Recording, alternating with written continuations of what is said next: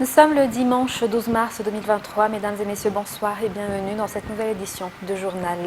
Dans les actualités de ce jour, le président de la République, André Rajoelina, et la première dame, Meral Rajoelina, poursuivent leur action sociale dans la région Atimondjefana du pays.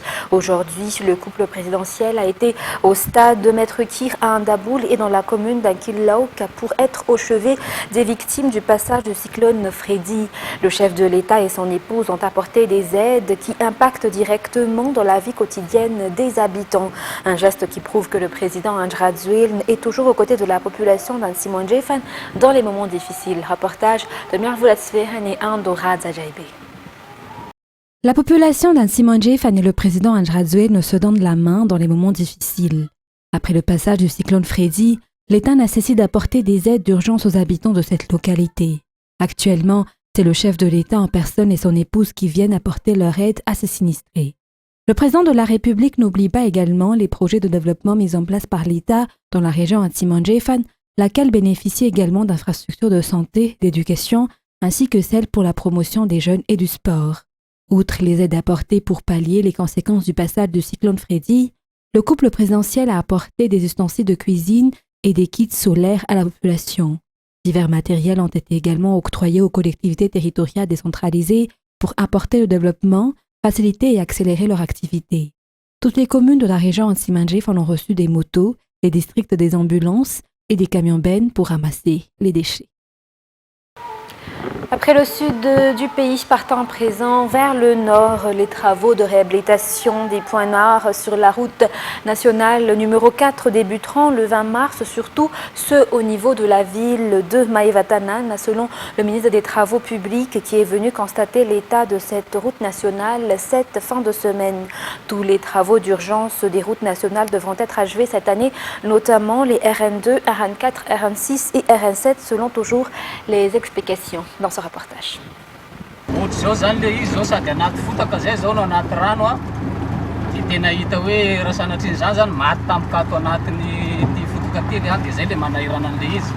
Ce chauffeur de Bajaj raconte les difficultés que rencontrent les usagers de cette route étant donné son état actuel. D'énormes nids de poules avec de la boue et des eaux qui stagnent. Une situation dont se plaignent les usagers qui doivent emprunter cette route tous les jours, selon ce chauffeur de Bajaj de la ville de Maïvatanan.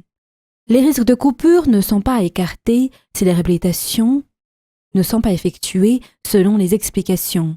Les Bajaj, comme les taxis brousse, mais aussi les chauffeurs de taxi, demandent ainsi la réhabilitation de la route au niveau de la ville de Maïvatanan. Les usagers ont le droit de circuler sur des chaussées en bon état, raison pour laquelle le ministre des Travaux publics est venu voir l'état de la route nationale numéro 4 afin de prendre au plus vite des mesures. La réhabilitation de cette route nationale, surtout au niveau des points noirs, débutera le 20 mars, selon le ministre des Travaux publics, le colonel Liva Andjanatchean.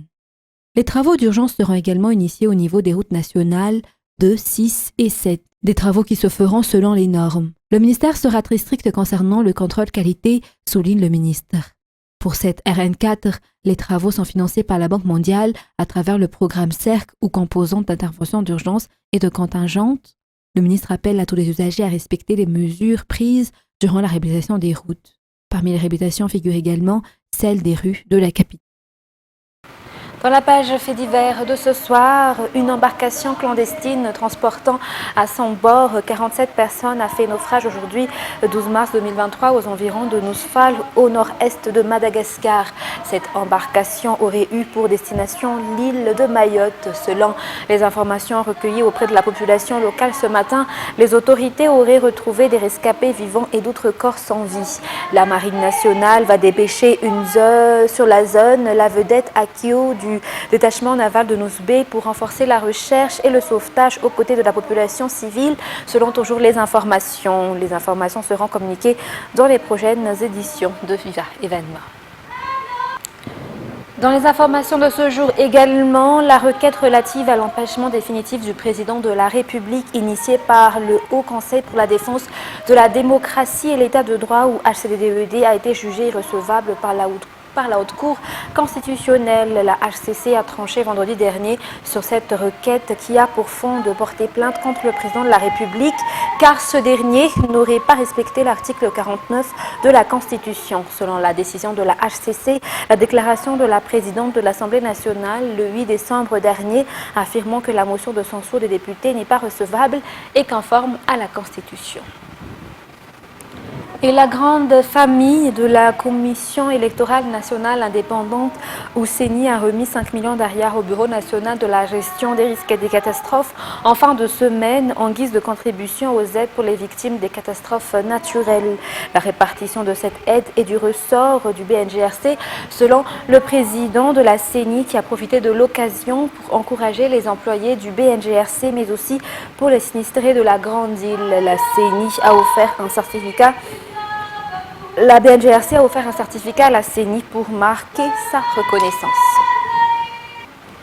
Concernant la situation du coronavirus à Madagascar, 52 nouveaux cas de Covid-19 ont été enregistrés entre la date du 4 au 10 mars 2023, selon les statistiques sorties par le ministère de la Santé publique aujourd'hui.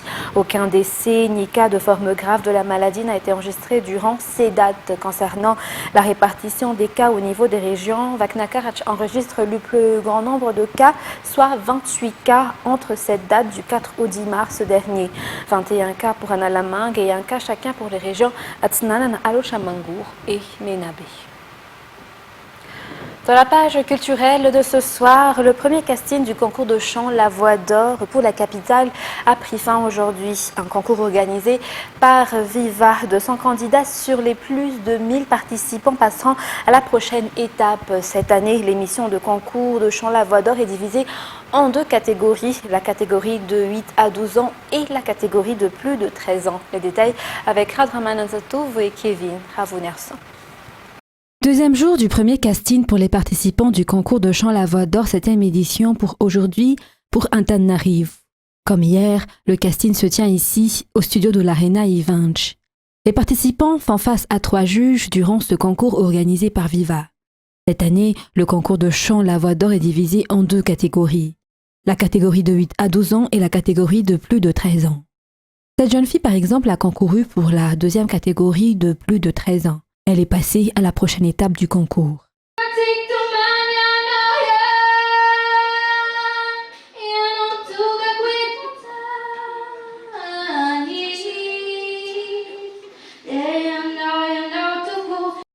Pour cette petite fille, elle n'a pas pu retenir ses larmes en sachant qu'elle passe à la prochaine étape du concours.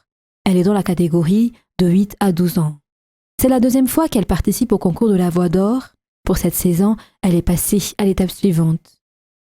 Plus de 1000 participants sont passés devant le jury durant ces 2 jours de casting pour Antananarivo. Du fait du nombre des participants, le concours a été dans l'euphorie cette année. Les 200 participants qui sont passés feront face au jury la semaine prochaine. Cette étape finale sera décisive car c'est le moment où on saura qui représentera Antananarivo. Outre les provinces, Ambatondazak accueillera pour la première fois l'équipe de La Voix d'Or pour cette 7e édition. Dans les actualités internationales de ce soir, plus de 1300 migrants ont été secourus hier par les gardes-côtes et la marine italienne alors qu'ils se trouvaient à bord d'embarcations surchargées en difficulté en Méditerranée centrale, moins de 2 semaines après un naufrage meurtrier sur les côtes du sud de l'Italie, ont annoncé les secours. France 24. Sur ce navire, 500 migrants à la dérive. Dans une mer Méditerranée déchaînée, les gardes-côtes se sont livrés à un sauvetage hors norme, portant assistance à plus de 1200 personnes. De nombreux bateaux de secours sont déployés. Les opérations sont compliquées à cause des conditions météorologiques très difficiles. Les bateaux des douanes et de la marine sont venus en renfort pour sauver les personnes en détresse. Des moyens exceptionnels, déployés 15 jours après le naufrage de Cutro, qui a fait au moins 78 victimes sur les côtes italiennes.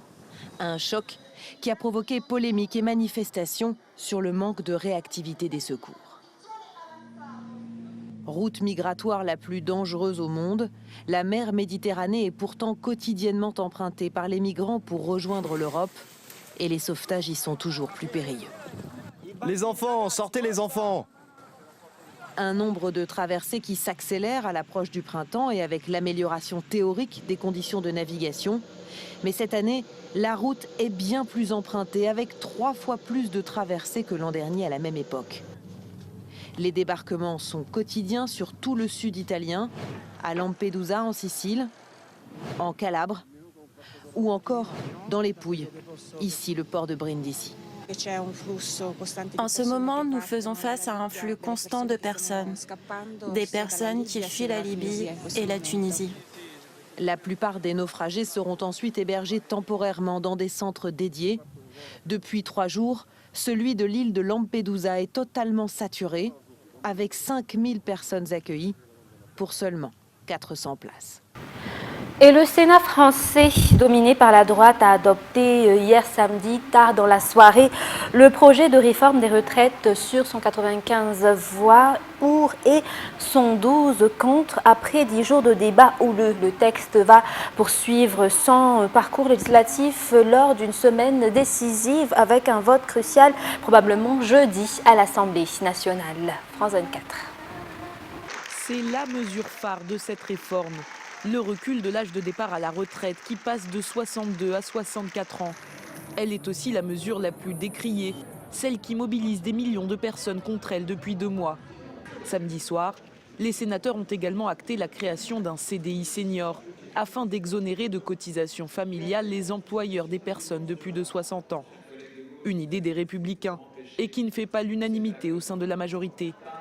Parmi les autres amendements, la surcote pour les pensions de certaines mères de famille.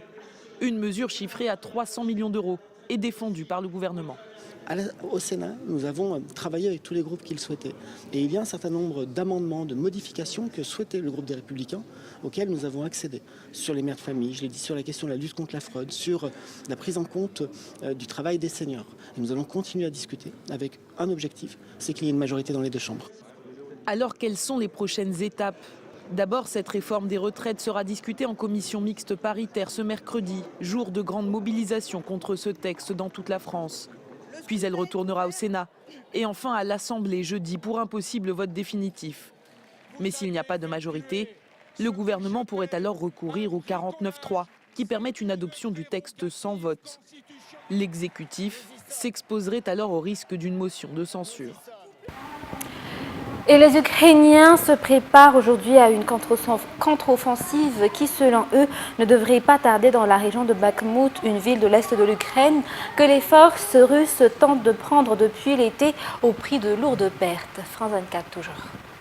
Alors attention, le groupe Wagner dit avoir progressé. Il faut faire très attention aux informations données par le chef du groupe Wagner, Yevgeny Prigojine, qui a effectivement dit se trouver à seulement 1 kilomètre du centre-ville de Bakhmout. Cette information elle n'est pas encore vérifiée du côté des experts occidentaux. En tout cas, on dit que les progrès les avancées de l'armée russe s'arrêtent au niveau de la rive de la rivière qui traverse Bakhmout, à l'est de la ville. Quoi qu'il en soit, c'est une situation extrêmement difficile, de l'aveu même de Kiev, mais il y a une raison stratégique pour l'armée ukrainienne à continuer de défendre malgré les attaques, les assauts répétés, les bombardements sur Bakhmout, eh bien cette ville industrielle de Donetsk. D'une part, eh bien parce que l'armée ukrainienne est en train, même si elle essuie également des pertes, d'infliger des pertes très sévères à l'armée russe, qu'il s'agisse de matériel ou de vie humaine. D'autre part, vous l'avez mentionné, il se dit qu'une contre-offensive ukrainienne est en préparation, est imminente, ce qui explique la défense vraiment qui continue de l'armée ukrainienne de cette ville de Bakhmout.